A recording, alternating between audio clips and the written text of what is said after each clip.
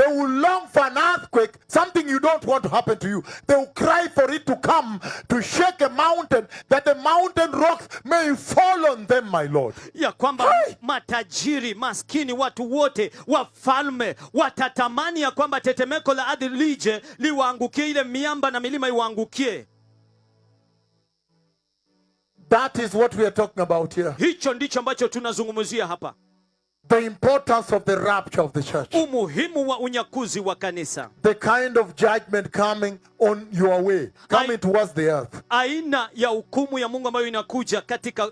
He's saying they fear earthquakes. Anasema wanaogopa mitetemeko ya ardhi. But if you consider the nature, the kind of wrath, the kind of judgment of God that is coming. Lakini ukizingatia aina ya hukumu ya Mungu ambayo inakuja.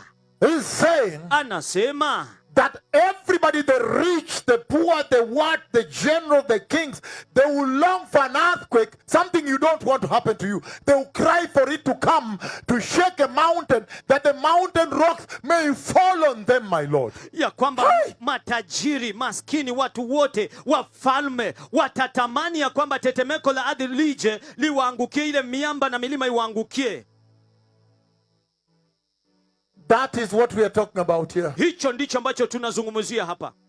The importance of the rapture of the church. Umuhimu wa unyakuzi wa kanisa. The kind of judgment coming on your way, coming towards the earth. Aina ya hukumu ya Mungu ambayo inakuja katika